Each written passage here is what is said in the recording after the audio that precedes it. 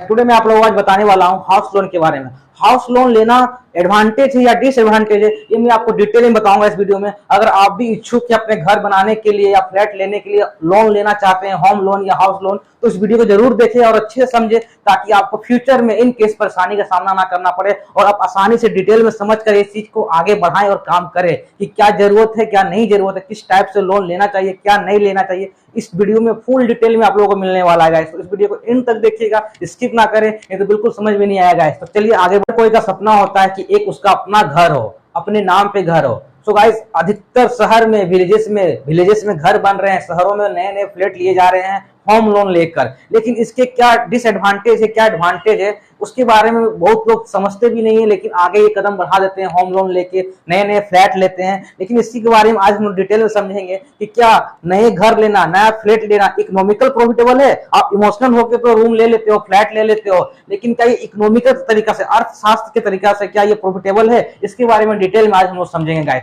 Home loan लेकर घर बनवाते हो या फ्लैट नया लेते हो, तो आप एक ईएमआई के लोन पर, कर्ज पे फंस जाते हो जिंदगी भर के लिए। जिंदगी भर के लिए ही बोलूंगा, बिकॉज देखिए, होम लोन ऐसे नहीं होता है कि 10 साल का या 5 साल का मिले। आपको मिलेगा तो 20 साल का, 25 साल का, इस टाइप से मिलेगा। तो आप एक तरह से पूरा मुसीबत में फंसे ही हो। तो गाइस देखिए, कैसे फंसे हो इसके बारे में डिटेल में। मान लीजिए आप एक 2 BHK का एक फ्लैट लेना चाहते हैं। चलिए उसका मान लीजिए, उसका प्राइस है 35 लाख रुपया। कितना लाख रुपया है? 35 लाख रुपया है। ओके, आपके पास 35 लाख तो एक्चुअल में होगा नहीं। आप अगर घर लेना चाहते हैं तो आपको 5 से 6 लाख रुपया तो मिनिमम बैलेंस तो आपका होगा ही। चलिए आप डाउन पेमेंट कर दिए, 5 से 6 लाख रुपया आप डाउन पेमेंट कर दिए, क्योंकि जो घर लेना चाहता है उसके पास इतना अमाउंट तो होता ही है, ठीक है ना। 5 से 6 लाख रुपया आप डाउन पेमेंट कर दिए। ओके, उसके बाद ब्रोकरी चार्ज प्लस रजिस्ट्री चार्ज लगता है, और भी है बहुत सारा, डॉक्यूमेंट्री चार्ज है, ये सबको रख लीजिए 4 लाख रुपया। ओके, तो टोटल आपका बैलेंस कितना हो गया डाउन पेमेंट का? 10 लाख रुपया। ओके, मतलब कि 5 से 6 लाख आप डाउन पेमेंट किए होंगे शुरू में, ठीक है। और ब्रोकरी चार्ज, रजिस्ट्रेशन चार्ज, ये सब मिला के 4 लाख, टोटल मान लीजिए आप 10 लाख शुरुआती दौर पर आप पेमेंट किए। ओके, आपका प्राइस था 35 लाख। ओके, एक्स्ट्रा 5 लाख और दे दिए, तो टोटल कितना हो गया आपका? टोटल 40 लाख फ्लैट का प्राइस हो गया। ओके, 40 लाख में आप 10 लाख दे चुके हो, बचा कितना? बैलेंस कितना बचा आपके पास? 30 लाख। ओके, ये 30 लाख आप कहां से लाओगे? बैंक के पास जाओगे, बैंक से जो भी इंटरेस्ट में आपको वो लोन देगा उस हिसाब से आप उसको ईएमआई चुकाओगे। चलिए बढ़ते हैं बैंक पे, है ना, ईएमआई पे आते हैं। देखिए, अगर आपका क्रेडिट स्कोर अच्छा है क्रेडिट कार्ड का, तो आपको अच्छे स्कोर पे, इंटरेस्ट पे आपको लोन ईएमआई पे आते हैं, है ना, ईएमआई। ओके, मान लीजिए बैंक आपको 30 लाख रुपया 20 साल के लिए 8% के हिसाब से देगा। 30 लाख रुपया 20 साल के लिए 8% के हिसाब से आपको बैंक वाला लोन देगा। देखते हैं इसका इंटरेस्ट कितना आता है 20 साल में। इंटरेस्ट पहले निकाल लेते हैं। चलिए 30 लाख इंटू 20 साल 8%, 100 कितना आ गया?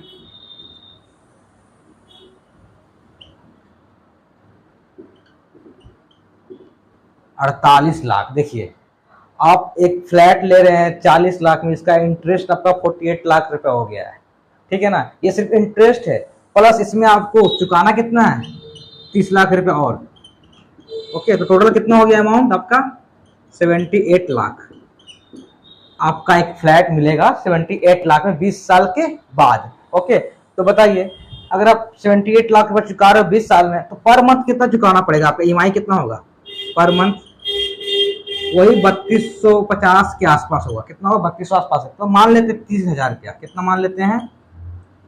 30,000 का आप हर मंथ में चुका रहे हो। ओके, ये आपका हो गया बैंक का स्टेटमेंट। ओके, अब चलते हैं रेंट पे आते हैं। रेंट पे लगता है, अगर कोई आपको बोलता है कि रेंट पे रहिए मकान मत खरीदिए, तो आपको अजीब लगता है सुनने में कि रेंट पे रहेंगे मकान नहीं खरीदेंगे, ऐसा क्यों? देखिए, रेंट पे रहना इकोनॉमिकल बहुत प्रॉफिटेबल है, जो कि मैं आपको समझाने वाला हूँ। ये आपका बैंक का स्टेटमेंट याद रखिएगा।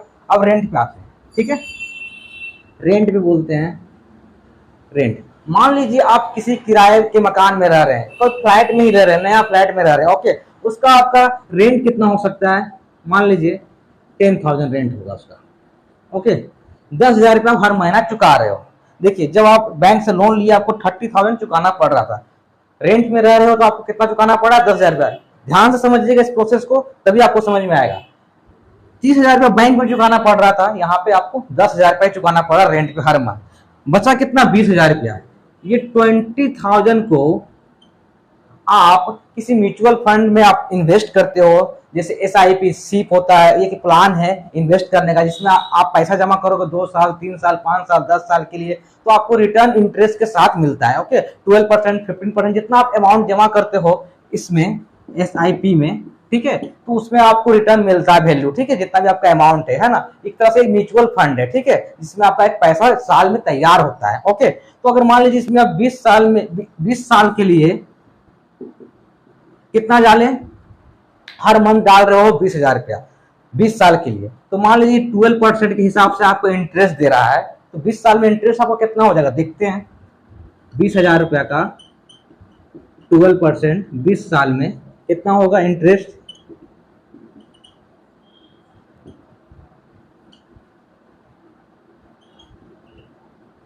24,000 रुपया होगा। कितना होगा? 24,000 रुपया आपका इंटरेस्ट मिलेगा 20 साल में, प्लस आप 20,000 रुपया हर मंथ में जमा कर रहे हो, ठीक है ना। तो साल में कितना आपका अमाउंट हो गया? वो ये तो आपका इंटरेस्ट आया 24,000 रुपया, और साल में आप अगर 20,000 का भर रहे हो तो 20 साल में कितना आएगा? तो 20 साल मतलब कि 240 मंथ होता है, इंटू 20,000 रुपया आप जमा किए तो कितना हो जाएगा? 24 लाख रुपया हो जाएगा, ओके। तो आपका यहाँ पे 24 लाख रुपया क्या हो गया? अमाउंट। आप 20,000 करके 20 साल भरे हो, वो अमाउंट आपका 24 लाख रुपया हुआ, प्लस आप जो भरे उसका इंटरेस्ट 24,000 रुपया मिला, टोटल आपका अमाउंट कितना हो गया? 24,24,000, ओके। ये आपका अमाउंट हो गया 20 साल का, ओके। ये तो आपका जो रेंट से पैसा जो बच रहा था उसका इन्वेस्ट किया, तो फंड आपका इतना हुआ है, ओके। आप शुरू में जब बैंक से लोन ले रहे थे, डाउन पेमेंट भी किए थे आप, है ना, घर खरीदने के लिए, वो 10 लाख को अगर आप इसमें इन्वेस्ट करते हो तो उसका इंटरेस्ट देखते कितना होता है? 10 लाख का, ओके। 12% हिसाब से आपको मिलेगा 20 साल के लिए, इंटरेस्ट कितना हो जाएगा इसका? 24 लाख रुपए। देखिए, वो जो 10 लाख आपके पास था, जो डाउन पेमेंट शुरू में किए थे आपको लगा था, उसका इंटरेस्ट अगर आप फंड में कहीं म्यूचुअल फंड में आप इन्वेस्ट करते हो पैसा, तो 20 साल में आपका इंटरेस्ट सिर्फ 24 लाख रुपया आएगा, ओके। 24 लाख प्लस आप 10 लाख जो इन्वेस्ट किए हो वो भी ऐड कर दीजिए, 10 लाख का, ओके। 12% हिसाब से आपको मिलेगा 20 साल के लिए, इंटरेस्ट कितना हो जाएगा इसका? 24 लाख रुपए। देखिए, वो जो 10 लाख आपके पास था, जो डाउन पेमेंट शुरू में किए थे आपको लगा था, उसका इंटरेस्ट अगर आप फंड में कहीं म्यूचुअल फंड में आप इन्वेस्ट करते हो पैसा, तो 20 साल में आपका इंटरेस्ट सिर्फ 24 लाख रुपया आएगा, ओके। 24 लाख प्लस आप 10 लाख जो इन्वेस्ट किए हो वो भी ऐड कर दीजिए, ओके। तो कितना हो गया टोटल आपका ये वाला? 34 लाख। कितना हो गया? 34 लाख, ओके। यहाँ पे आपका अमाउंट कितना था? 24 लाख 24,000, प्लस यहाँ पे अमाउंट कितना आपका आया? 34 लाख रुपया। टोटल अमाउंट कितना हो जाएगा देखिए तो? 24 34 ऐड कीजिए 8, कितना हो जाएगा ये? 5, 58,24,000 आपका 20 साल में एक फंड की तरह से पैसा तैयार हो जाएगा। और इस चीज में आपको किसी भी चीज का कर्ज पे डूबे नहीं रहोगे। आप अगर लोन लेते हो बैंक से तो आपको हर मंथ चुकाना एक कर्ज में बन जाओगे, लेकिन अगर फंड में अगर पैसा इन्वेस्ट करते हो तो आपको अगर इमरजेंसी पड़ा तो आप इसमें पैसा निकाल भी सकते हो। विड्रॉल भी कर सकते हो, इंटरेस्ट के साथ ही आपको मिलेगा। बहुत सारे टर्म एंड कंडीशन होते हैं जिसे आप पढ़ के आराम समझ के आप म्यूचुअल फंड में पैसा लगा सकते हैं। लेकिन अगर आप घर लेना चाहते हो और प्रॉपर आपको होम लोन लेके ही घर लेना है तो आप इतना लोन ना उठाएं। मैं ये नहीं कर रहा हूं कि आप लोन ना ले, 1 लाख 2 लाख तक का होम लोन ले, सिंपल मिडिल फैमिली के लिए ठीक है। लेकिन अगर आप चाहते हो कि पूरा का पूरा लोन लेके पैसा लेके आप घर खरीदो तो आपको एक तरह से बेवकूफी होगा, आप एक बुरे जाल में फंस जाओगे। तो ध्यान से इस प्रोसेस को समझिए क्या है नहीं है। ये भी सवाल उठता है कि जो हम रूम लिए हैं, जो फ्लैट खरीदे हैं, उसका 20 साल बाद वैल्यू तो बढ़ेगा ना। तो देखिए, अगर आप घर नया बनाते हो तो उसका वैल्यू बढ़ सकता है, लेकिन फ्लैट रहा, ये पुराना मकान रहा, ये सब का वैल्यू बढ़ता नहीं और गिरता ही है। फ्लैट का वैल्यू जितना साल बीतेगा उतना आपका उसका वैल्यू गिरेगा। तो गाइस, अगर आप रियल एस्टेट में अगर कोई घर भी बनाते हो, देखा जाए तो रियल एस्टेट में 6% या 5% के हिसाब से हर साल इसका इंटरेस्ट बढ़ता है, ठीक है। तो अगर आपका फ्लैट का दाम 40 लाख रुपया था, ओके, 40 लाख रुपया था, तो 20 साल के बाद अगर 6% के हिसाब से देखा जाए तो इंटरेस्ट के साथ आपका फ्लैट का वैल्यू कितना हो जाएगा देखते हैं। ओके, इंटू 20 ईयर 6% बाई 100, 2 से 2 कट गया, कितना आया 48 लाख। देखिए, आपका इंटरेस्ट 20 साल के बाद फ्लैट का जो 6% के हिसाब से बढ़ता है 48 लाख आपका इंटरेस्ट हो रहा है, प्लस आपका 40 लाख का मकान था।